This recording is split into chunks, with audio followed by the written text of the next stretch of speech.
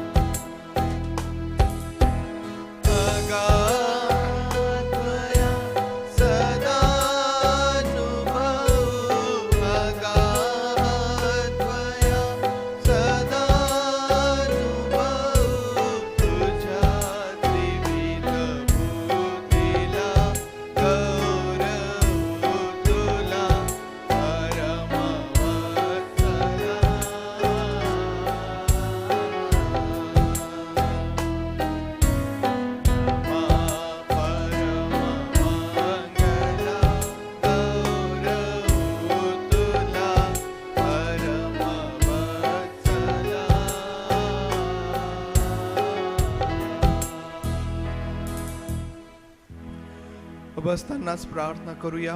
परमेश्वर देव बापाचे आभार मानूया, त्याच्या नावाला धन्यवाद देऊया. जिवंत परमेश्वर तोच आहे, स्तुतीस पात्र असा परमेश्वर तोच आहे. होय प्रभू देव बापा, आज एक वार पुन्हा तुझी लेकरं तुझ्या समोर एकत्र येत आहेत. पैत देव बापा, आम्ही तुझे आभार मानित तुझ्या समोर येतो. तुझी स्तुती करीत, तुझी आराधना करीत, तुझं स्तवन करीत आम्ही तुझ्या समोर येतो. प्रभू पवित्र देव बापा, सर्व प्रकारचं सामर्थ्य आणि वैभव तुझं आहे. पवित्र देव बापा, तू प्रतापशाली आहेस. पवित्र देव बापा, तू गौरवी आहेस. माझ्या देव बापा, आज या पवित्र वारी आम्ही तुझे मनापासून आभार मानतो, स्तुती करतो. पवित्र देव बापा, मागील संपूर्ण आठवडाभर तू आम्हा प्रत्येकाचा सांभाळ केलास, आमचं संरक्षण केलंस, आमची काळजी घेतली. प्रभुदेव बापा, आमच्या येण्या जाण्यामध्ये तू आमच्या सोबत राहिलास, आमची प्रत्येक गरज तू पुरवलीस प्रभू. आणि आज भक्ती करण्याकरिता ही सुंदर संधी दिलीस. आम्ही तुझे मनापासून आभार मानतो, स्तुती करतो. प्रभुदेव बापा, तुझ्या समोर आम्ही येत असताना आमची विनंती आहे की तू आमच्यावरती दया कर. प्रभुदेव बापा, तू आमच्यावरती दया कर. आमच्या अपराधांची आम्हाला क्षमा कर, आमच्या चुकांची आम्हाला क्षमा कर प्रभू. होय पवित्र देव बापा, आज तुझ्या उपस्थितीमध्ये पवित्र देव बापा पावित्र्याने युक्त होऊन तुझी आराधना करण्यासाठी पवित्र देव बापा आम्हा प्रत्येकाला तुझं सहाय्य तू पुरव. होय प्रेमळ देव बापा, तुझी उपस्थिती आमच्यामध्ये असू दे आणि तुझ्या उपस्थितीमध्ये पवित्र देव बापा तू आज एक वार पुन्हा नव्याने आम्हा प्रत्येकाला स्पर्श कर, आनंदित कर, आशीर्वादित कर. पवित्र देव बापा, तुझी शांती आम्हाला दे आणि तुझं गौरव तू करून घे प्रभू. पवित्र देव बापा, दिलेल्या उत्तम वातावरणासाठी आम्ही तुझे आभार मानतो. आमची विनंती आहे की पवित्र देव बापा, या भक्तीकरिता जी तुझी लेकरं मार्गात आहे त्या प्रत्येकाचं सहाय्य कर, सांभाळ कर, सुखरूप घेऊन ये. उत्तम वातावरण देव बापा संपूर्ण भक्तीभर तू आम्हास दे. प्रभू देव बापा, जी लेकरं आज आजारी आहेत, बिछाण्यावरती आहेत, दुखणाईत आहेत, अशा प्रत्येकाला देखील आम्ही तुझ्या समोर घेऊन येतो आणि आमची प्रार्थना आहे की आरोग्य दे, तुझं गौरव तू करून घे. आजची सर्व भक्ती पवित्र देव बापा आम्ही तुझ्या हातांमध्ये देत प्रार्थना आमचा प्रभू येशू याच्या नावात मागतो म्हणून तू ऐक. आमेन आमेन. बसूया आपण. गीत गात परमेश्वर देव बापाला सामोरे जाऊया, त्याची स्तुती करीत. उपासना संगीतामधून 311 नंबरचं गीत आपल्या सर्वांना येईल. अनुभूती भक्ती स्वर्गाचेच दार, स्वर्गाचेच दार.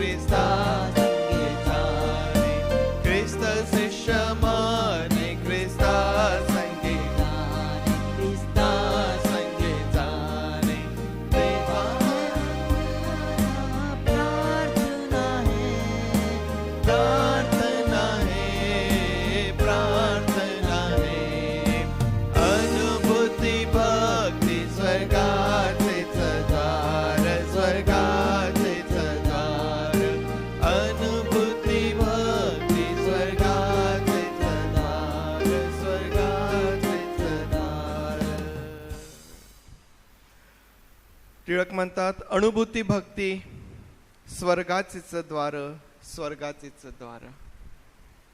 परम सुंदर प्रार्थना आहे. प्रार्थनेचं वर्णन ज्यावेळेस टिळक या गीतामध्ये करतात, भक्ती करणे म्हणजे जणू काही त्या स्वर्गामध्ये प्रवेश करण्यासारखं ते आहे. भक्तीचं वातावरण जे आहे जणू काही त्या स्वर्गामधलं जे वातावरण आहे त्याबरोबर त्याची तुलना करत असताना शेवटी म्हणतात, ख्रिस्त शिष्य म्हणे, ख्रिस्ता संगे जाणे, ख्रिस्ता संगे जाणे, देवा आलिंगणे प्रार्थना आहे. जेव्हा जेव्हा तुम्ही आणि मी प्रार्थनेकरिता आपले गुडघे टेकतो, ज्यावेळेस आम्ही प्रार्थनेकरिता आपले हात जोडतो, आपलं लक्ष त्या परमेश्वराकडे लावतो, जेव्हा त्याच्या समक्षतेमध्ये आम्ही बसतो, जणू काही त्या देवाला, कोणाला? ज्या देवाने आम्हाला निर्माण केलं, ज्याने अवघी सृष्टी निर्माण केली, जो सर्व प्रकारच्या सामर्थ्याने भरलेला परमेश्वर आहे, त्या परमेश्वराला जणू काही आलिंगणं, त्याला मिठी मारणे, अद्भुत असं प्रार्थनेचं वर्णन टिळक यामध्ये करतात. आणि त्या ठिकाणीच त्या परमेश्वर देवबापाच्या समक्षतेमध्येच त्याच्या लेकरांना सर्व प्रकारची शांती मिळते, सर्व प्रकारचा आनंद मिळतो. जीवनामधली दुःख, वेगवेगळ्या प्रकारची संकट, या सगळ्यांमध्ये सर्व प्रकारचं सहाय्य हे परमेश्वराच्या समक्षतेमध्ये त्याच्या लेकरांना प्राप्त होत असतं. आणि म्हणून आणखीन एक गीत यावेळेस आपण गाऊया, येशूचे नाम गोड फार दिनांना लागते. उपासना संगीत 111 नंबरचं गीत.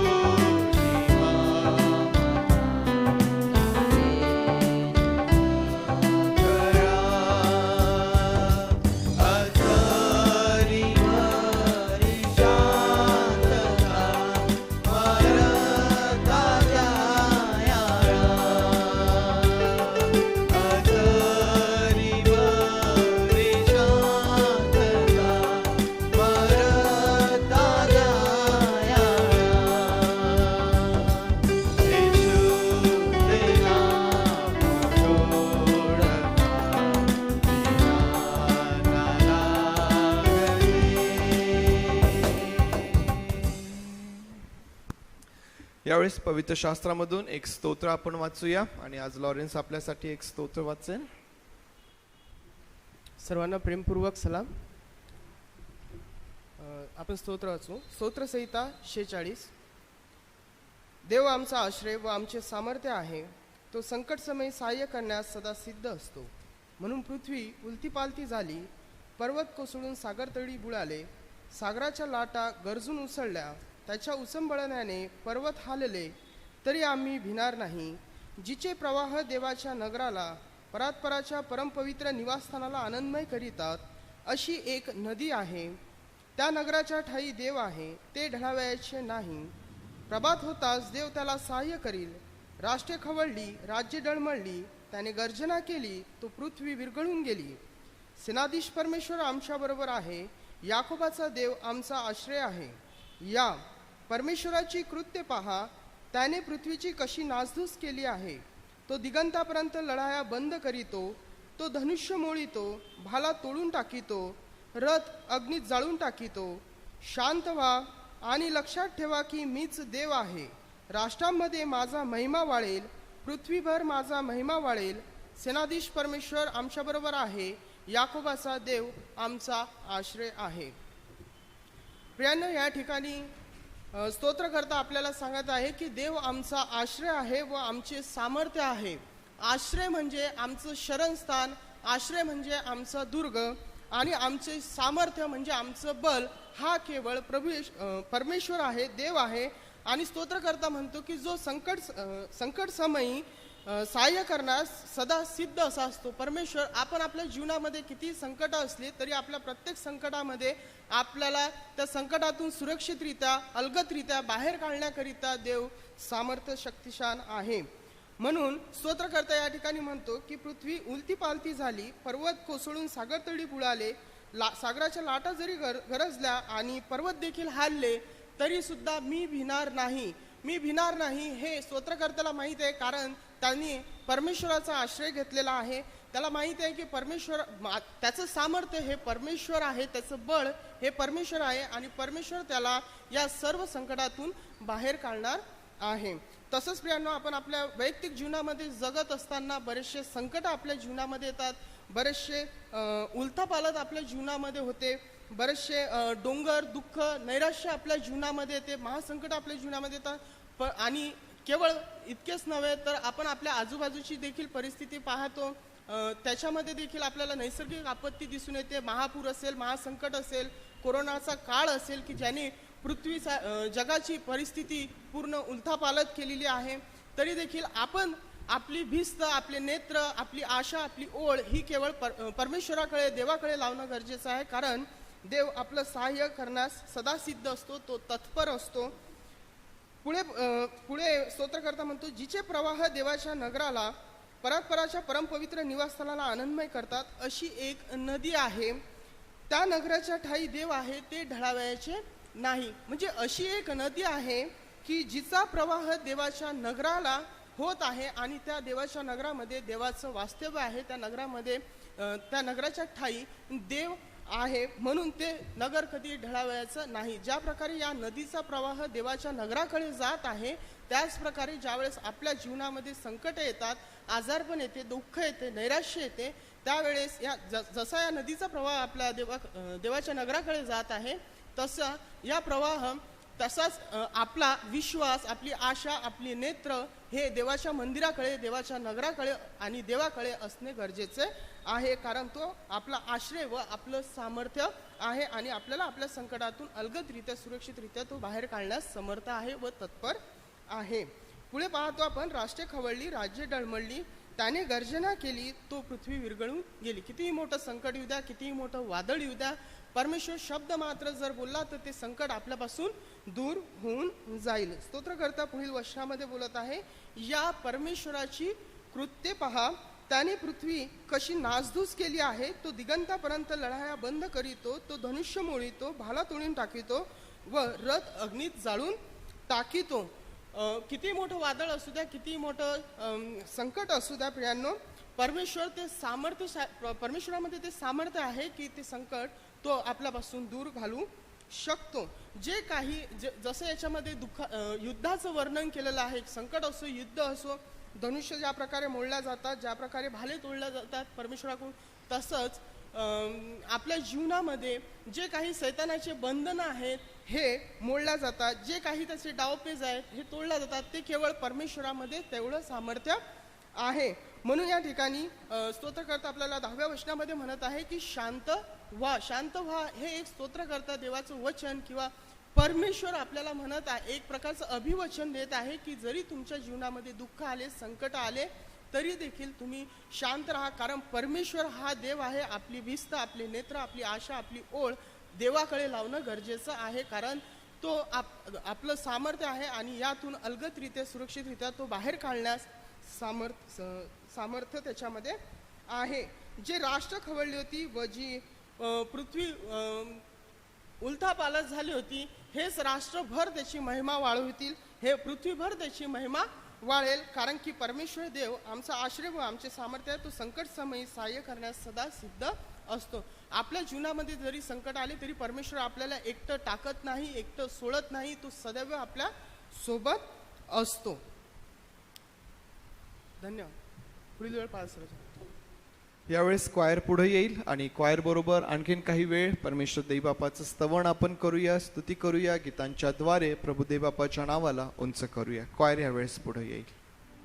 प्रभूच्या नावात सर्वांना सलाम.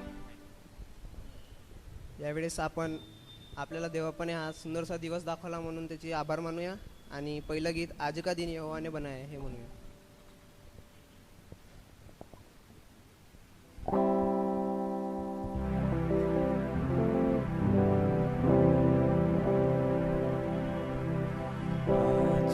दिन यहोवा ने बनाया है, उसमें आनंदित हो, आनंदित हो. आज का दिन यहोवा ने बनाया है, उसमें आनंदित हो, आनंदित हो. प्रभु को महिमा मिले, चाहे हो मेरा अपमान.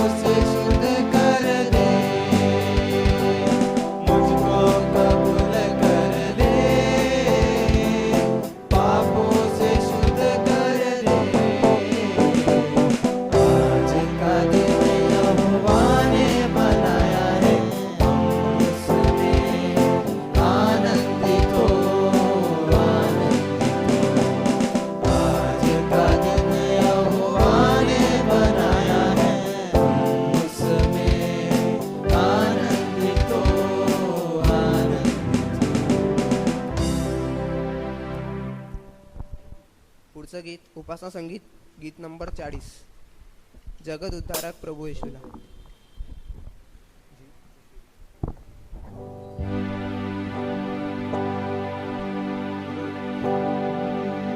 जगदुद्धारक प्रभु येशूला नित्य मुखे गावे, सेवावे करी नयनी बघावे, चिंताने गावे.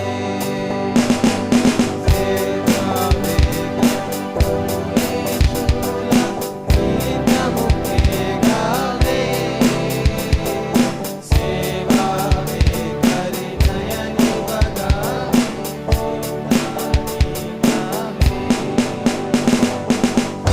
गावे करी नयनी बघावे, चिंताने गावे. परात्पराच्या ज्या शब्दाने विश्वे दिसती, आदि अंत भावना ज्यामध्ये अंतर्गत होती, आदि अंत भावना ज्यामध्ये अंतर्गत होती. भव्य की वर्तमान हे ज्या प्रभूच्या हाती, जीवदराया लावी त्याला पतितांची प्रीती, देहदराया लावी त्याला पतितांची प्रीती. पुत्रा पिता तारिता,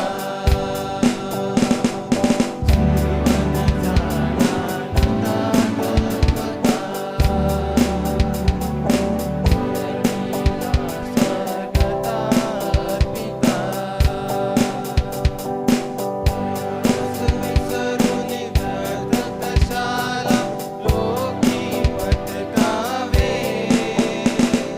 माय सोडूनी सुधार्थ पाडी कोठे मी जावे,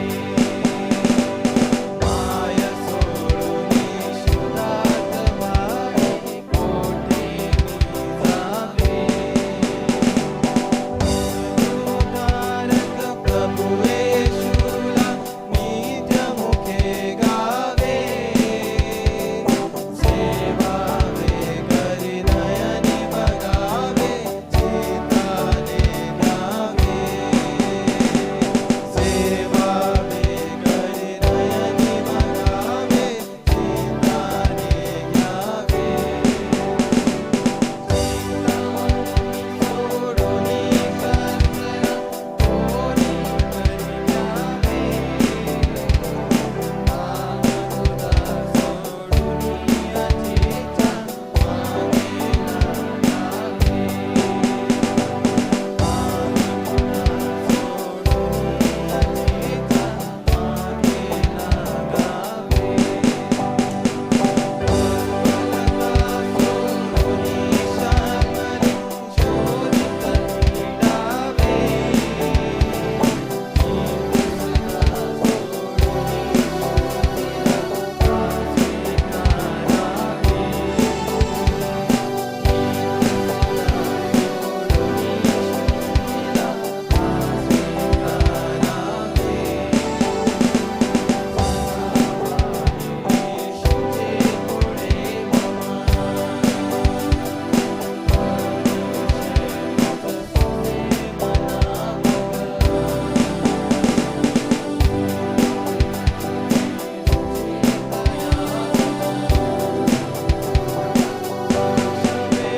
तो शाखा त्याची मी मजला ठावे,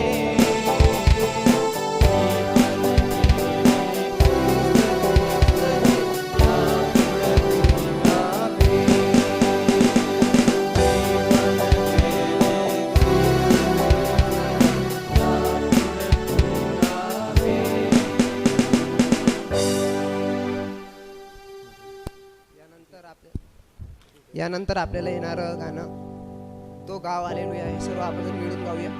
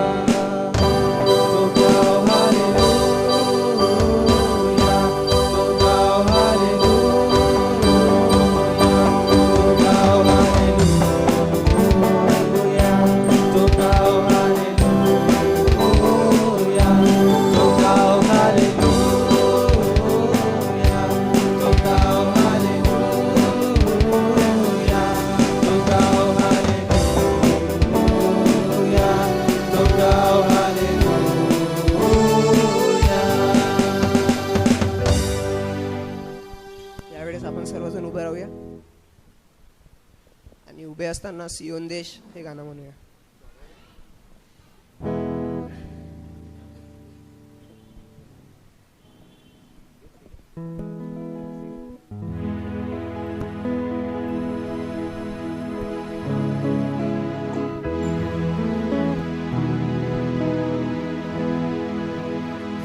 सियोन देश हमारा है देश, रहते हैं हम परदेश, जाएंगे हम अपने देश. सियोन देश हमारा है देश, रहते हैं हम परदेश, जाएंगे हम अपने देश. Hallelujah hallelujah hallelujah hallelujah hallelujah hallelujah hallelujah hallelujah. मन ना लगाए यहाँ,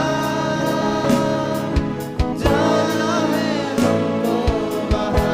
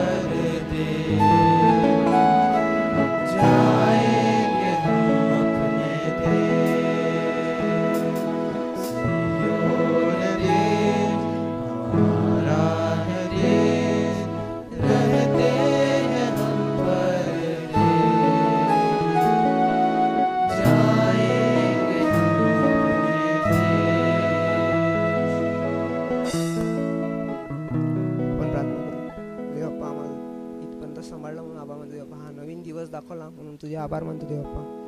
देवप्पा इथं उपस्थित सर्वांना देवप्पा तुझा आशीर्वाद दे देवप्पा.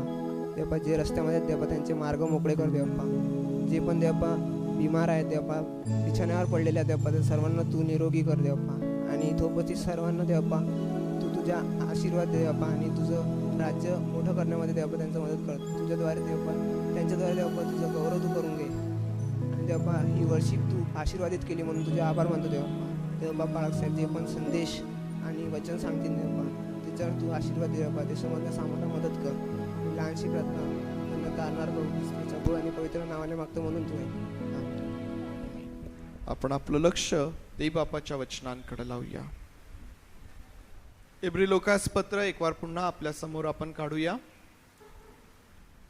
इब्री लोकास पत्र अध्याय 2. इब्री लोकास पत्र याचा अध्याय 2 आणि वचन 10 ते 18 पर्यंत आणि मग त्यानंतर अध्याय 10 आणि वचन 32 पासून 35 पर्यंत आपण वाचणार आहोत. इब्री लोकास पत्र अध्याय 2 वचन 10 ते 18. कारण ज्याच्यासाठी सर्व काही आहे व ज्याच्याद्वारे सर्व काही आहे त्याने पुष्कळ पुत्रांना गौरवात आणताना त्यांच्या तारणाचा जो उत्पादक त्याला दुःख सहनाच्या द्वारे परिपूर्ण करावे हे त्याला उचित होते. कारण जो पवित्र करणारा व ज्यांना पवित्र करण्यात येत आहे ते सर्व एकापासूनच आहेत. या कारणास्तव त्यांना बंधू म्हणण्याचे त्याला लाज वाटत नाही. तो म्हणतो, मी आपल्या बंधूंजवळ तुझ्या नावाची कीर्ती वर्णीन, महामंडळात तुझे स्तवन करीन. आणि पुन्हा तो म्हणतो, मी त्याच्यावर भरोसा ठेवीन. तसेच पहा, मी व देवाने मला दिलेले मुले, ज्या अर्थी मुले एकाच रक्तमांसाची होती त्या अर्थी तोही त्यांच्यासारखा रक्तमांसाचा झाला. हेतू हा की मरणावर सत्ता गाजवणारा म्हणजे सैतान याला मरणाने शून्यवत करावे आणि जे मरणाच्या भयाने आयुष्यभर दासाच्या बंधनात होते त्या सर्वांना मुक्त करावे. कारण खरे पाहता तो देवदूतांच्या सहाय्यास नव्हे तर अब्राहमाच्या संतानाच्या सहाय्यास येतो. म्हणून त्याला सर्व प्रकारे आपल्या बंधूंसारखे होणे अगत्याचे होते, यासाठी की लोकांच्या पापांबद्दल प्रायश्चित्त करण्याकरिता त्याने स्वतः देवासंबंधीच्या गोष्टींविषयी दयाळू व विश्वसनीय प्रमुख याजक व्हावे. कारण ज्या अर्थी त्याने स्वतः परीक्षा होत असता दुःख भोगिले त्या अर्थी ज्यांची परीक्षा होत आहे त्यांना सहाय्य करण्यास तो समर्थ आहे. त्याचप्रमाणे अध्याय 10 आणि वचन 32 पासून 35 पर्यंत. पूर्वकाळचे दिवस आठवा, त्यामध्ये तुम्हाला प्रकाश मिळाल्यावर तुम्ही दुःखाबरोबर फार धीराने झोंबी केली. कधी विटंबना व संकटे सोसल्याने तुमचा तमाशा झाला, तर कधी अशी दशा झालेल्यांचे तुम्ही सहभागी झालात. कारण बंदिवानांबरोबर तुम्ही समदुःखी झालात आणि आपली स्वतःची अधिक चांगली मालमत्ता आपल्या जवळ आहे व ती टिकाऊ आहे हे समजून तुम्ही आपल्या मालमत्तेची हानी आनंदाने सोसली. म्हणून आपले धैर्य सोडू नका, त्याचे प्रतिफळ मोठे आहे. परमेश्वर देवबाप ही सर्व वचने आपल्याकरिता आशीर्वादाची करू. प्रार्थना करूया. प्रभू देवबापा, आमचं लक्ष आम्ही तुझ्याकडे लावलेलं आहे आणि आम्ही तुझे आभार मानतो तुझ्या समक्षतेसाठी, तुझ्या उपस्थितीसाठी.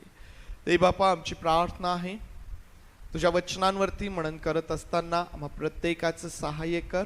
आज एक वार पुन्हा तू आमच्या सोबत बोल, तुझ्या वचनाचं सामर्थ्य तू आमच्यावरती ओत, आम्हास नवीन कर आणि देवबापा तुझं गौरव तू आमच्याद्वारे करून घे. आम्ही सर्वजण स्वतःला तुझ्या अधीन करतो आणि प्रार्थना चा प्रभू येशू याच्या नावात मागतो म्हणून तू ऐक.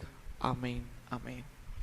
2 शास्त्र भाग आपण वाचलीत आणि आज या शास्त्र भागामधून जर तुम्ही नीट लक्ष देऊन ऐकलं असेल, मी वाचत असताना जर तुमचं लक्ष शास्त्र भागाकडे असेल तर पहिला शास्त्र भाग आम्ही जो वाचला इब्री 2:10-18 त्यामध्ये देखील दुःखासंदर्भात सांगितलेलं आहे. दुःख सहन त्या शास्त्र भागात आम्हाला पाहायला भेटतं. आणि जो दुसरा भाग आम्ही वाचलेला आहे अध्याय 10:32-35 त्याही ठिकाणी आम्हाला दुःख सहन त्या ठिकाणी पाहायला भेटतं. दुःख आम्हाला या दोनही शास्त्र भागांमध्ये पाहायला भेटतं. आणि आज या पत्रामधून या शास्त्र भागामधून जो विषय किंवा जो विचार आपल्या समोर असणार आहे तो म्हणजे स्वर्गात जाण्यासाठी दुःख सहन करणे. स्वर्गात जाण्यासाठी दुःख सहन करणे, स्वर्ग प्राप्तीसाठी दुःख सहन करणे. ज्या कोणाची इच्छा आहे की मला स्वर्गात जायला पाहिजे, त्या स्वर्गात जाण्यासाठी मग मला दुःख सहनातून मला जावं लागेल, त्याशिवाय मला त्या स्वर्गाच्या राज्यात प्रवेश करता येत नाही.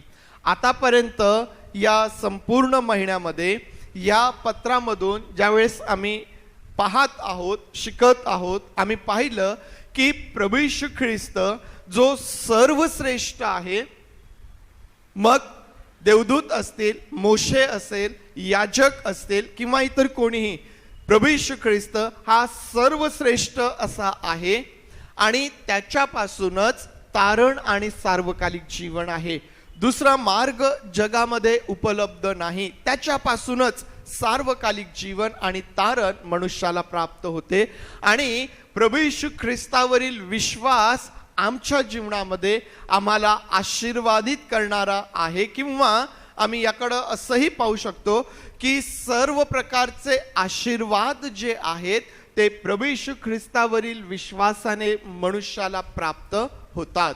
आता ज्यावेळेस आम्ही प्रभू येशू ख्रिस्ताकडे पाहतो, प्रभू येशू ख्रिस्त हा त्या स्वर्गामध्ये जाऊन पित्याच्या समोर उभा झाला, स्वतःच रक्त घेऊन तो स्वर्गामध्ये तुमच्यासाठी माझ्यासाठी तो उभा झाला. परंतु आम्हाला माहित आहे की त्या स्वर्गात जाण्यासाठी ज्या ठिकाणाहून तो आला त्या ठिकाणी परत जाण्यासाठी, त्या स्वर्गीय पित्यासमोर उभं राहण्यासाठी प्रभू येशू ख्रिस्ताला दुःख सहन करावं लागलेलं आहे. प्रभू येशू ख्रिस्ताचं जीवन जर तुम्ही पाहता त्या ठिकाणी आम्हाला दुःख, सर्व प्रकारचं दुःख आम्हाला त्या ठिकाणी पाहायला भेटतं. आणि दुःख सहनामधून प्रभू येशू ख्रिस्त जो आहे हा स्वर्गामध्ये गेलेला आहे. तुम्ही आणि मी देखील, आम्हाला देखील त्या ठिकाणी जायचं आहे. आणि आम्हाला जर त्या ठिकाणी जायचं आहे तर जो आमच्या पहिले त्या ठिकाणी गेला त्याला ज्या प्रकारे त्रास झाला, ज्या प्रकारचं दुःख सहन त्याने केलं, तुम्हाला आणि मला देखील त्या प्रोसेसमधून जावं लागेल. मग याचा अर्थ हा आहे का की जसं प्रभू येशू ख्रिस्ताला वधस्तंभावरती खिळण्यात आलं, ज्या प्रकारे त्याने तुमच्यासाठी आणि माझ्यासाठी हाल आणि हाल सहन केलेत, दुःख सहन केलं, त्या प्रकारे आहे काय? तुम्हाला आणि मला त्या प्रकारे वधस्तंभावर जाण्याची गरज नाही, कारण ते आमच्यासाठी प्रभूने आधीच केलेलं आहे. परंतु प्रभू येशू ख्रिस्त असं म्हणतो की ज्या कोणाला माझ्या पाठीमागे यायचं आहे त्याने आपला स्वतःचा वधस्तंभ उचलून घेणे गरजेचं आहे.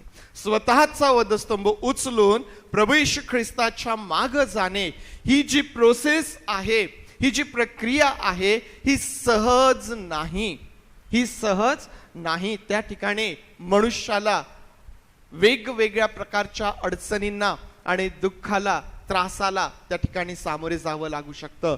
तुम्ही मंडळीचा इतिहास वाचा, तुम्ही पवित्र शास्त्राचा अभ्यास करा. ज्या लोकांनी आपल्या स्वतःचा वधस्तंभ उचलून प्रभूच्या मागे गेलेले आहेत त्यांच्या जीवनामध्ये त्यांना त्रास सहन करावा लागला. मग ख्रिस्ती जीवन ज्यावेळेस आम्ही म्हणतो की हे सहज आणि सोपं नाही, आम्हालाही त्रास होईल, याचा अर्थ हा आहे का की आम्ही त्या त्रासाला, त्या दुःखाला घाबरून आम्ही मागे सरकावं? नाही. तसं नाहीये. आम्हाला त्या त्रासाला, त्या दुःखाला पाहून माग सरकण्याची आवश्यकता नाही. आणि म्हणून इब्री लोकासच्या पत्राचा अभ्यास करत असताना तुमच्या वाचण्यात येईल, लेखक म्हणतो की आपण माघार घेणाऱ्यांपैकी नाही, तर आपल्याला आपला विश्वास हा शेवटपर्यंत दृढ राखायचा आहे, त्यामध्ये आम्हाला स्थिर राहायचं आहे.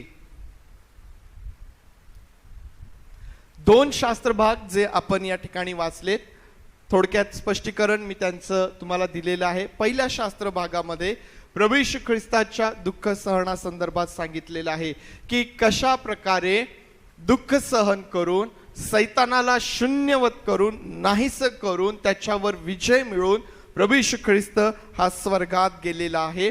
आणि जो दुसरा शास्त्र भाग आपण त्या ठिकाणी वाचला, त्यामध्ये आम्हाला पाहायला भेटतं की हे जे लोक आहेत, इब्री येथील ही जी मंडळी आहे किंवा हे जे लोक आहेत, या लोकांनी ज्यावेळेस त्यांना प्रकाश मिळाला, ज्यावेळेस त्यांना सुवार्ता मिळाली, ज्यावेळेस त्यांनी प्रभू येशू ख्रिस्तावरती विश्वास ठेवला, त्यावेळेस त्यांना कशा प्रकारचा त्रास झाला, हा भाग किंवा याविषयी आम्हाला दुसऱ्या भागामध्ये आम्हाला वाचायला भेटतं.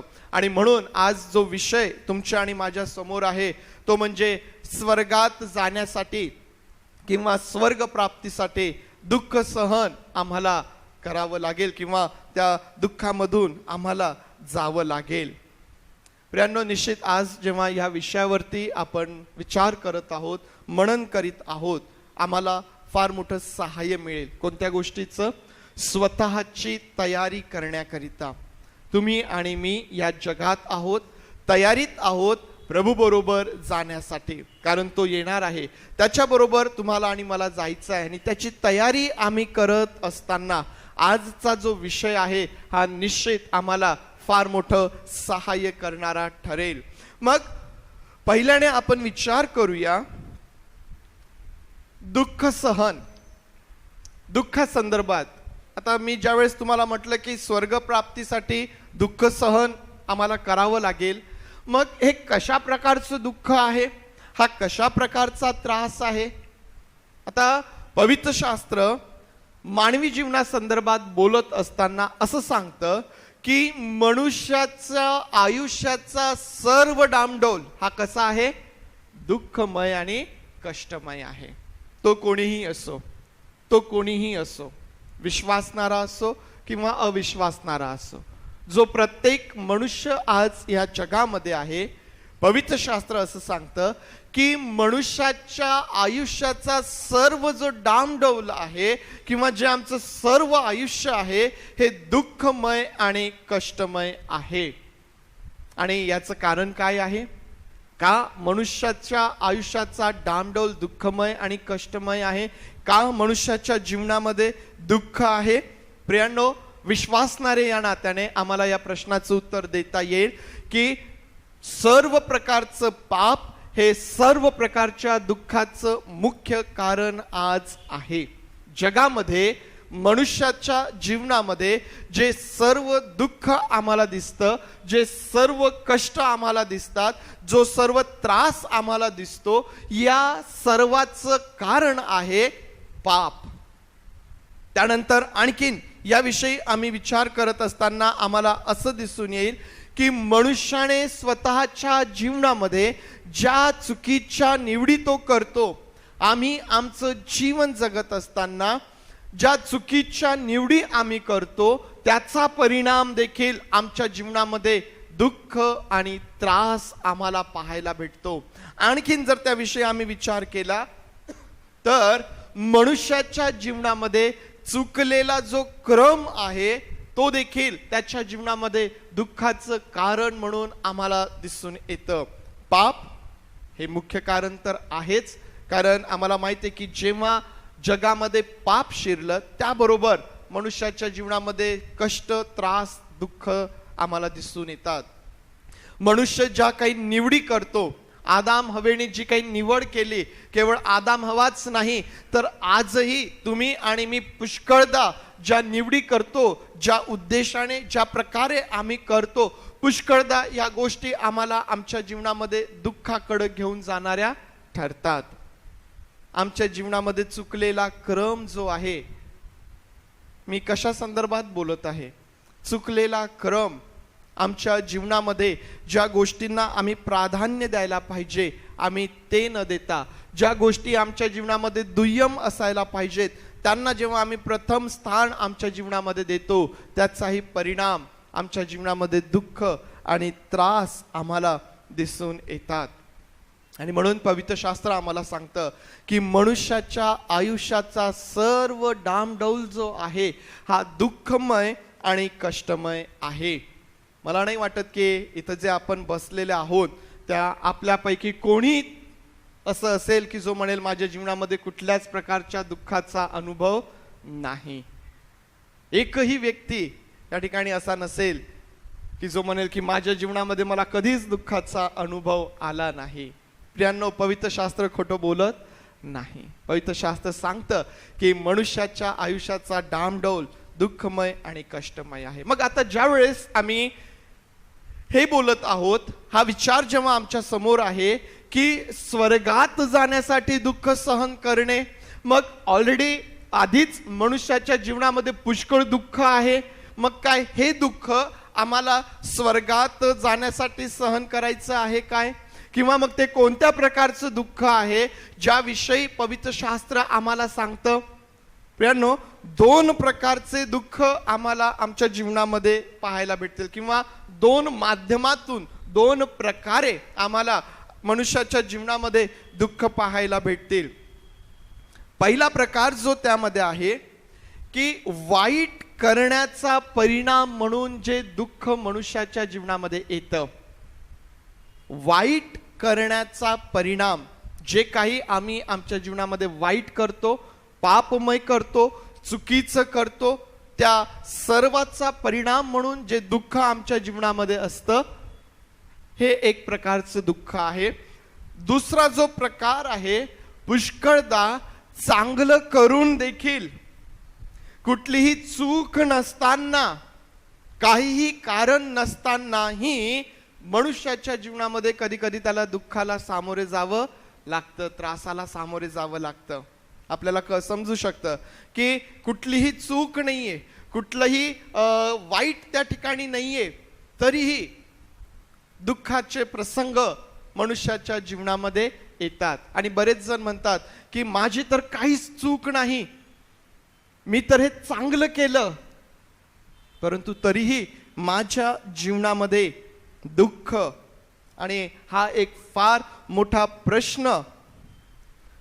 प्रश्न मनुष्याच्या जीवनामध्ये आम्हाला पाहायला भेटतो की चांगलं केल्यानंतरही त्याचा परिणाम माझ्या जीवनामध्ये दुःख दिसून येत आहे.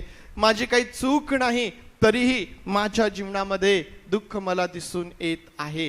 हे दोन प्रकारचे दुःख आहेत. आज आम्ही जेव्हा दुःखातून जात आहोत, जेव्हा आम्ही आमच्या जीवनामध्ये अशा प्रकारच्या त्रासातून जातो, दुःखातून जातो, त्यावेळेस आम्ही विचार करावा, आम्ही त्या दुःखाचं परीक्षण करावं की हे दुःख माझ्या जीवनामध्ये का आहे? मी केलेल्या वाईटाचा परिणाम म्हणून ते आहे काय? मी केलेल्या चुकीच्या निवडीचा परिणाम म्हणून ते आहेत काय? माझ्या जीवनामध्ये जो क्रम चुकला त्याचा परिणाम म्हणून माझ्या जीवनामध्ये हे दुःख आहे काय? किंवा मग जर असं नाही, जर मी चांगलं केल्यावरही मला त्रास सहन करावा लागतो, मला दुःख सहन करावं लागतं, प्रियांनो, या प्रकारे आम्ही आमच्या जीवनामध्ये आम्ही दुःखाचं परीक्षण करू शकतो. आणि ही बाब आमच्यासाठी आशीर्वादाची ठरेल. कारण प्रियांनो, जर काही चूक नसतानाही, काहीही वाईट केलेलं नसतानाही, चांगलं करूनही जेव्हा मनुष्याला दुःख सहन करावं लागतं, आम्ही केवळ प्रभूकरिता ते सहन करू शकतो. आम्ही केवळ प्रभूकरिता ते सहन करू शकतो. आणि प्रभूकरिता सहन करणे आज मनुष्यासमोर एक आव्हान अशा प्रकारचा आम्हाला दिसून येईल. विचार करा, आज जी परिस्थिती आहे, जगातलं जे वातावरण आहे, प्रियांनो, पुष्कळदा वाईट करूनही मनुष्य हा शिरजोड होण्याचा प्रयत्न करतो. अशा स्थितीमध्ये जेव्हा काही वाईट नाही, काही चुकीचं केलेलं नाही, तेव्हा दुःख सहन करणे हे मनुष्यासाठी आज एक आव्हान म्हणून आम्हाला पाहायला भेटेल. प्रभू करिता सहन करणे, प्रभू करिता क्षमा करणे हे आज विश्वासणाऱ्यांसमोर एक आव्हान म्हणून आम्हाला पाहता येईल.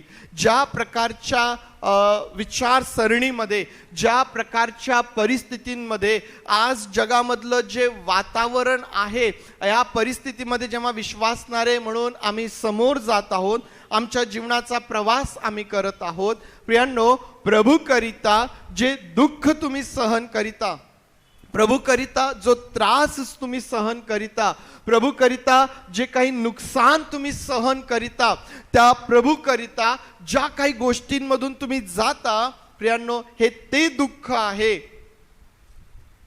जे सहन करणे किंवा ज्याद्वारे आम्हाला स्वर्गाच्या राज्यात जावं लागेल. ज्यावेळेस प्रभू येशू ख्रिस्त म्हणतो की आपला वधस्तंभ उचलून तुम्ही माझ्या मागे या, ज्या कोणाला माझा शिष्य बनायचं आहे, ज्या कोणाला माझ्या मागे यायचं आहे, त्याने आपला वधस्तंभ उचलावा. आणि आम्हाला माहित आहे की वधस्तंभ हे आम्हाला दुःख सहनाचं प्रतीक म्हणून आमच्या समोर आहे. आणि ज्यावेळेस आम्ही तो वधस्तंभ उचलतो आणि प्रभूच्या माग जातो, प्रियांनो, प्रभू करिता आम्ही ज्या सर्व गोष्टी सहन करतो, प्रभू करिता जे सर्व दुःख आम्ही सहन करीतो, जो सर्व त्रास आम्ही सहन करीतो, हे ते दुःख आहे ज्याविषयी आज आपण बोलत आहोत की प्रभू करिता ते सहन केल्याशिवाय आम्हाला स्वर्गाच्या राज्यामध्ये जाता येणार नाही.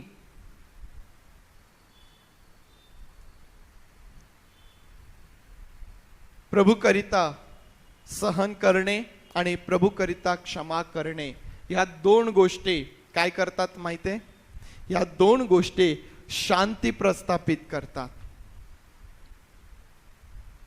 शांती करणारे ते धन्य, कारण त्यांना देवाची मुले म्हणतील. जसं देवाचा पुत्र आमच्यासाठी आला आणि सर्व प्रकारचं दुःख सहन करून तो आमच्या पुढे स्वर्गात गेला, आणि ज्यावेळेस आता आम्ही त्याच्या मागून जात आहोत, प्रियांनो, आम्ही देखील जेव्हा प्रभू करिता सहन करीतो आणि प्रभू करिता आम्ही क्षमा करतो, आम्ही शांती प्रस्थापित करणारे ठरतो. आणि जे शांती प्रस्थापित करणारे आहेत त्यांना देवाची मुले म्हटलेलं आहे.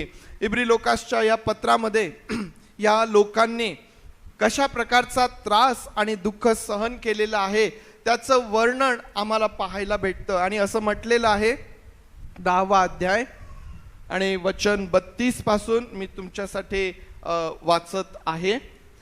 पूर्व काळचे दिवस आठवा, त्यामध्ये तुम्हाला प्रकाश मिळाल्यावर, प्रकाश मिळाला, कुठून मिळाला? सुवार्तेच्या माध्यमातून, परमेश्वराच्या प्रभू येशू ख्रिस्ताच्या सुवार्तेच्या माध्यमातून यांना जो प्रकाश मिळाल्यावर तुम्ही दुःखाबरोबर फार धीराने झोंबी केली. तो म्हणतो की तुम्ही दुःखाबरोबर फार धीराने झोंबी केली. काय त्यांना सहन करावं लागलं? कधी विटंबना व संकटे सोसल्याने तुमचा तमाशा झाला. विचार करा, कठीण शब्द या ठिकाणी वापरलेला आहे की विश्वास ठेवल्यानंतर यांची विटंबना झाली, त्यांना इतका त्रास त्या ठिकाणी सहन करावा लागला, इतकी संकटे त्यांना सहन करावी लागली की तो म्हणतो तुमचा तमाशा झाला. तर कधी अशी दशा झालेल्यांचे तुम्ही सहभागी झालात, तर कधी काय झालं? जे आधीच त्या संकटात आहेत, त्या त्रासामध्ये आहेत, त्यांच्याबरोबर तुम्ही सहभागी झालात, तुम्ही त्यांच्या दुःखामध्ये सहभागी झालात. तो म्हणतो तुम्ही बंदिवानांबरोबर तुम्ही सहभागी झालात. एवढंच नाही तर तो पुढे म्हणतो की स्वतःची चांगली मालमत्ता आपल्याजवळ आहे व ती टिकाऊ आहे हे समजून तुम्ही आपल्या मालमत्तेची हानी आनंदाने सोसली. एका ठिकाणी तो म्हणतो की तुम्हाला माहित आहे की आपल्याकडे जी मालमत्ता आहे ती टिकाऊ आहे, आणि दुसऱ्याच वेळेला तो म्हणतो की तुम्ही आपल्या मालमत्तेची हानी देखील सहन केली. दोन प्रकारची मालमत्ता या ठिकाणी तो म्हणतो. एक आहे या जगामधली जी संपणार आहे, आणि एक आहे त्या स्वर्गामधली जी टिकाऊ आहे. आणि या लोकांनी काय केलं की ती जी स्वर्गामधली टिकाऊ मालमत्ता आहे त्यासाठी या जगामधल्या मालमत्तेचं नुकसान त्या लोकांनी सहन केलं. सर्व प्रकारचं दुःख आम्हाला या लोकांच्या जीवनामध्ये पाहायला भेटतं. आज प्रियांनो, ज्यावेळेस तुम्ही प्रभूकरिता जीवन जगता, ज्यावेळेस तुम्ही पवित्र शास्त्राप्रमाणे तुमचं आचरण ठेवता, मग फ्रेंड सर्कल असेल, तुमच्या कामाचं ठिकाण असेल किंवा जिथं कुठं तुम्ही जाल, जगामध्ये जिथं कुठं तुम्ही जाल, जर पवित्र शास्त्राप्रमाणे तुमचं आचरण असेल तर त्रासाला सामोरे जावं लागेल. आज परिस्थिती ही आहे की पुष्कळदा मनुष्य त्रास नको म्हणून तिथल्या परिस्थितीशी तो समरूप होऊन जातो. जसे ते आहेत तसं मनुष्य जगू लागतो आणि मग आम्हाला आमच्या जीवनामध्ये काही कुठलाही त्रासाचा अनुभव येत नाही, कारण आम्ही जगामध्ये गेल्यानंतर जगासारखं वागू लागतो. जगाला काही बिघडत नाही, सैतानाला त्यामध्ये काही दुःख नाही.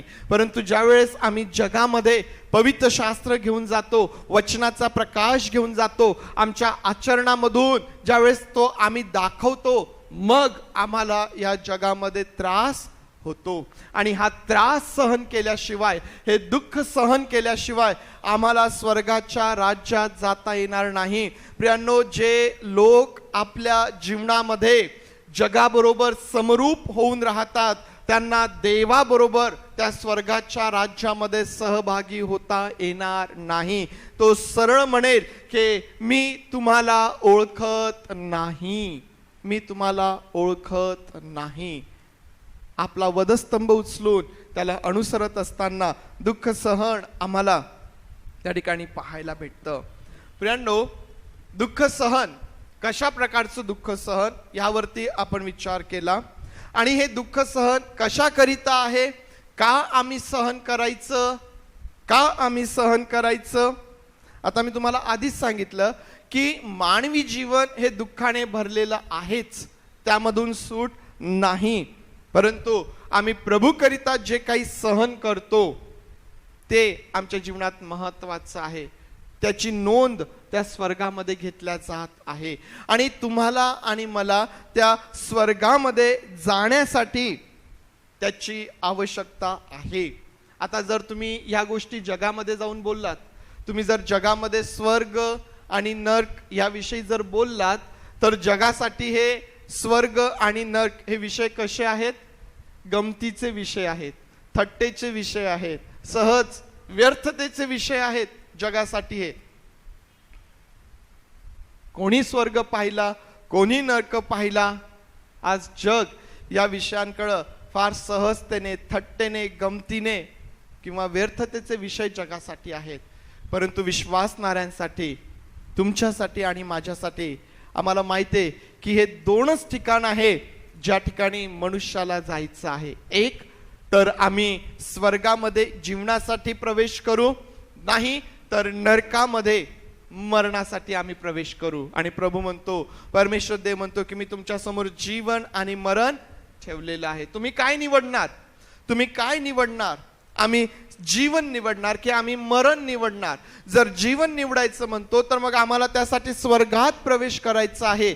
आणि स्वर्गात जर प्रवेश करायचा आहे तो वधस्तंभ उचलून प्रभूला अनुसरल्याशिवाय ते शक्य होणार नाही.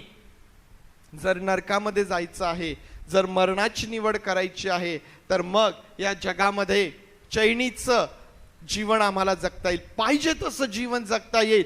कुठल्याही प्रकारचा विरोध त्या ठिकाणी आम्हाला सहन करण्याची गरज नाही, कुठल्याही प्रकारचं दुःख आम्हाला सहन करण्याची गरज नाही. आम्हाला मनात येईल तसं आम्हाला जगता येईल जर आम्हाला नरकात जायचं आहे तर. परंतु प्रियांनो,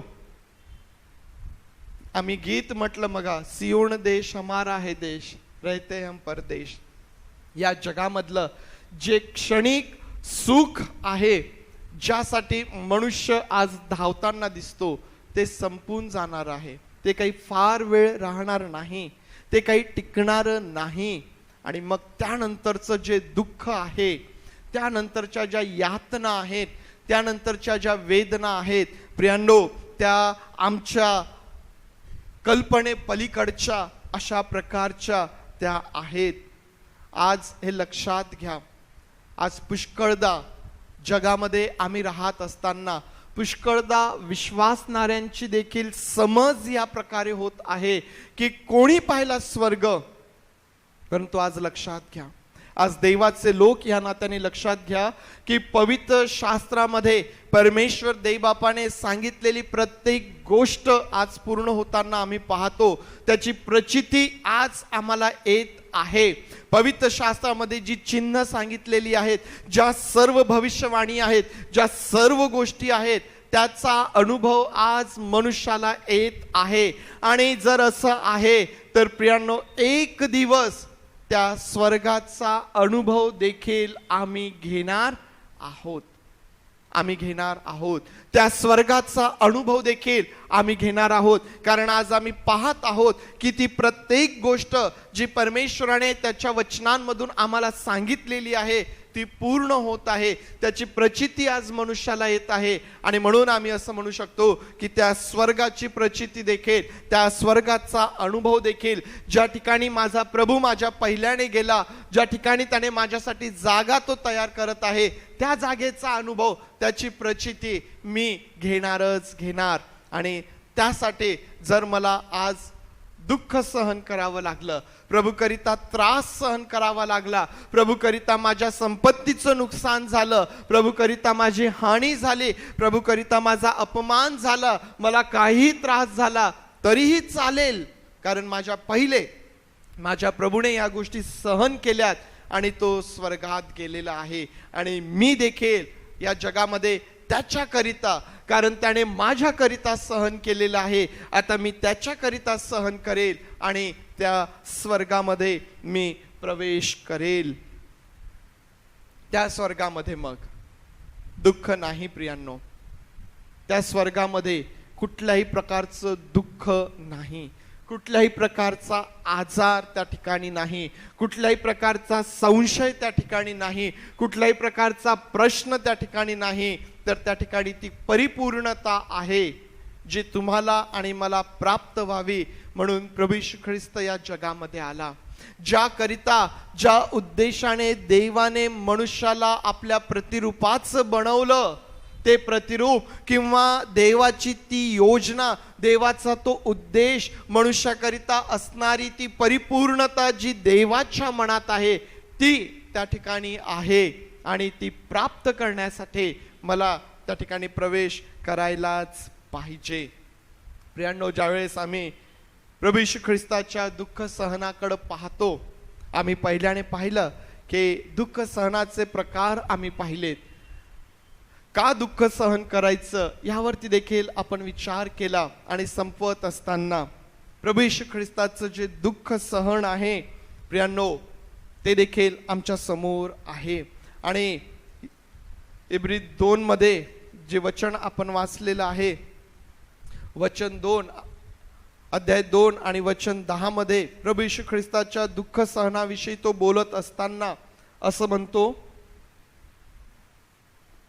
कारण ज्याच्यासाठी सर्व काही आहे व ज्याच्याद्वारे सर्व काही आहे, त्याने पुष्कळ पुत्रांना गौरवात आणताना त्यांच्या तारणाचा जो उत्पादक त्याला दुःख सहनाच्या द्वारे परिपूर्ण करावे, हे त्याला उचित होते. हे त्याला उचित होते. 2 गोष्टी या ठिकाणी आम्हाला पाहायला भेटतात की प्रभू येशू ख्रिस्ताच्या दुःख सहनाविषयी सांगितलेले आहेत. का त्याने दुःख सहन केलं, का त्याने दुःख सहन केलं. पहिली गोष्ट त्या ठिकाणी तो म्हणतो की अनेक पुत्रांना गौरवात आणण्याकरिता, जे त्याचवर विश्वास ठेवतात त्यांना देवाची मुले होण्याचा अधिकार प्राप्त होतो. तुम्हाला आणि मला त्या गौरवामध्ये, देवाच्या त्या समक्षतेमध्ये, त्या स्वर्गामध्ये घेऊन येण्यासाठी प्रभू येशू ख्रिस्ताला दुःख सहन करावं लागलं. दुसरी गोष्ट तो म्हणतो की परिपूर्णता प्राप्त होण्यासाठी हे दुःख सहन करणे त्याला उचित होते. मी ज्यावेळेस या गोष्टीचा विचार केला की दुःख सहनाद्वारे प्रभू येशू ख्रिस्ताला परिपूर्ण करावं हे उचित होतं. हे कसं काय? कारण तो तर आधीच परिपूर्ण आहे. प्रभू येशू ख्रिस्त आधीच परिपूर्ण आहे. मग त्या परिपूर्णतेकरिता त्याला दुःख सहन का करावं लागलं? प्रियांनो, या गोष्टीचा विचार करत असताना, या प्रश्नावर विचार करत असताना की प्रभू येशू ख्रिस्त तर आधीच परिपूर्ण आहे, मग दुःख सहनाच्या माध्यमातून परिपूर्ण करणे हा कॉन्सेप्ट काय आहे किंवा हे का या ठिकाणी म्हटलेलं आहे, याचा विचार करत असताना असं लक्षात आलं की प्रभू येशू ख्रिस्त हा परिपूर्ण तर आहेच, तो परिपूर्ण आहेच, परंतु तरीही दुःख सहन केल्याशिवाय तुम्हाला आणि मला ती परिपूर्णता तो प्राप्त करून देऊ शकला नसता. म्हणजे ज्या परिपूर्णतेविषयी या ठिकाणी उल्लेख केलेला आहे ती तुम्हाला आणि मला प्राप्त व्हावी, तुम्हाला आणि मला परिपूर्ण करावं म्हणून प्रभू येशू ख्रिस्ताला दुःख सहन करावं लागलं. कारण त्याशिवाय, ते दुःख सहन केल्याशिवाय, ते रक्त घेऊन त्याला स्वर्गात पित्यासमोर उभं राहिल्याशिवाय तुम्हाला आणि मला ती परिपूर्णता प्राप्त करून देता आली नसते. लक्षात घ्या, प्रभू येशू ख्रिस्ताचे अनेक चमत्कार आहेत, त्याचं उत्तम शिक्षण आहे, या सगळ्या गोष्टी आहेत, परंतु जर वधस्तंभावर तो आमच्यासाठी अर्पण होत नाही, जर त्याचं रक्त ओतल्या जात नाही, जर ते दुःख सहन तो करत नाही, जर ते रक्त त्याच्याजवळ नाही, तर त्याला स्वर्गात तुमच्यासाठी आणि माझ्यासाठी उभं राहता येत नाही. थोडंसं परत मागं घेऊन जाईल. ज्या प्रकारे याजक रक्त घेतल्याशिवाय परमपवित्र स्थानात जाऊ शकत नव्हता, तोच विचार या ठिकाणी आहे की स्वतःचं रक्त घेतल्याशिवाय तुमच्यासाठी आणि माझ्यासाठी प्रभूला पित्यासमोर उभं राहता आलं नसतं. आणि म्हणून तो या ठिकाणी म्हणतो की ती जी परिपूर्णता आहे ती दुःख सहनाच्या माध्यमातून तो आमच्या समोर ठेवतो. तुम्हाला आणि मला परिपूर्ण करावं म्हणून प्रभू येशू ख्रिस्ताने दुःख सहन केलेलं आहे. वचन 14 आणि 15 अध्याय 2 वचन 14 आणि 15 मध्ये तो म्हणतो की या दुःखाच्या द्वारे, या मरणाच्या द्वारे त्याने सैतानाला शून्यवत केलं, सैतानाला नाहीसं केलं, आणि जे मरणाच्या भयाच्या बंधनात होते त्यांना त्याने मुक्त केलं. तुम्हाला आणि मला त्याने मुक्त केलेलं आहे. याकरिता प्रभूने दुःख सहन केलेलं आहे. प्रियांनो, दुःख सहनाशिवाय, कुठल्याही प्रकारचा जीवनात त्याग केल्याशिवाय, इतरांना क्षमा केल्याशिवाय, सहन केल्याशिवाय आम्हाला स्वर्गाच्या राज्यात जाता येत नाही. त्या सर्व गोष्टी आहेत ज्याद्वारे देव मनुष्याला घडवत असतो, आकार देत असतो, त्या स्वर्गात जाण्यासाठी तयार करत असतो. आणि जर आम्ही आकार घ्यायला तयार नाही, जर आम्ही त्याला योग्य प्रतिसाद द्यायला तयार नाही, तर मग आम्हाला स्वर्गात देखील जाता येत नाही. या आज आपले डोळे बंद करूया आणि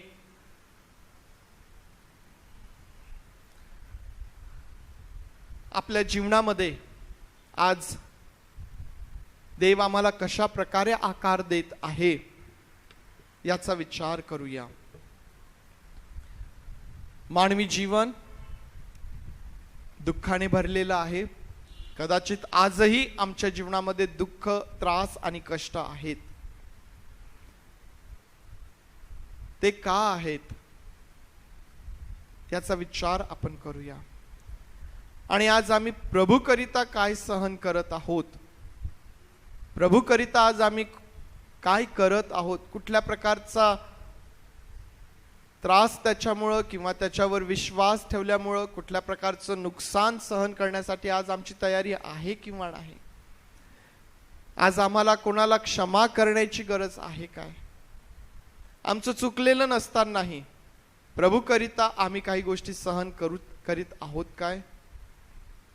शांती प्रस्थापित करण्यासाठी, देवाची मुले होण्याकरिता आज आमच्या जीवनामध्ये कुठल्या प्रकारची संधी आम्हाला मिळालेली आहे काय, त्यासाठी कुठल्या प्रकारचा त्रास आमच्या जीवनात आहे काय. जर होय तर तुम्ही धन्य आहात, कारण प्रभू तुम्हास आकार देत आहे. धीराने ते दुःख सहन करा, धीराने ते दुःख सहन करा, कारण त्याद्वारे तुम्ही आकार घेत आहात. तुम्ही आकार घेत आहात त्या स्वर्गाच्या राज्यात जाण्यासाठी.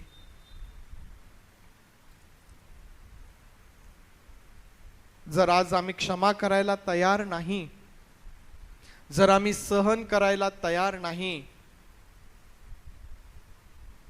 याचा अर्थ हा आहे की आम्ही प्रभूला योग्य प्रतिसाद देत नाही. आणि जर आम्ही त्याला प्रतिसाद देत नाही तर मग आमची अवस्था आणि आमच्या स्थितीस आम्ही स्वतःच जबाबदार असणार आहोत. प्रभू राजा, आज आम्ही सर्वजण स्वतःला घेऊन तुझ्या समोर येतो प्रभू, आणि तुझं सहाय्य मागतो. पवित्र देव बापा, आम्ही तुझं सहाय्य मागतो. आमच्या दुःखात तूच आमचं सांत्वन आहेस, तूच आमचा आधार आहेस. प्रेमळ परमेश्वर देव बापा, तुझ्याकरिता आम्ही उभं राहावं, तुझ्याकरिता पवित्र देव बापा आम्ही जीवन जगावं, आणि तुझ्याकरिता जीवन जगत असताना आम्ही प्रत्येक गोष्टीसाठी तयार असावं. म्हणून आज तुझं सहाय्य आणि तुझी कृपा आम्ही मागतो देव बापा. तुझं सहाय्य आणि तुझी कृपा आम्ही मागतो देव बापा. तुझं आणि तुझं गौरव तू करून घे. तुझं आणि तुझं गौरव आम्हा प्रत्येकाच्या जीवनामधून तू करून घे. होय पवित्र देव बापा, तुला सर्व गौरव आणि सन्मान आम्ही देतो, आणि आम्ही सर्वजण तुझ्या अधीन होतो, तुझ्या अधीन होतो. आज माझी प्रार्थना आहे या ठिकाणी असणाऱ्या प्रत्येकासाठी, प्रत्येकाच्या जीवनामधून तुला योग्य प्रतिसाद मिळावा. आमच्यापैकी कोणीही मन कठीण करण्याच्या द्वारे भ्रष्टतेकडे जाऊ नये, म्हणून ते बापा आम्ही सर्वजण स्वतःला तुझ्या अधीन करून ही प्रार्थना आमचा प्रभू येशू याच्या नावात मागतो, म्हणून तू ऐक. आमेन, आमेन. आपल्या जागेवरती उभं राहूया. प्रभूने शिकवलेली प्रार्थना म्हणूया. सुवंद देव परात्पर हे गीत गाऊया आणि मग शेवटी आशीर्वाद घेऊया. हे आमच्या स्वर्गातील बापा, तुझे नाम पवित्र मानले जाओ. तुझे राज्य जसे स्वर्गात तसेच पृथ्वी. तुझ्या इच्छेप्रमाणे हो. आमचे रोजची भाकर आज आम्हास दे, आणि जसे आम्ही आमच्या ऋण्यास ऋण सोडले तसेच तो आमचे ऋणे आम्हास सोड, आणि आम्हास परीक्षेत आणू नकोस, तर आम्हास वाईटापासून सोड. कारण की राज्य, सामर्थ्य आणि गौरव हे सर्व का तुझेच आहेत. आमेन.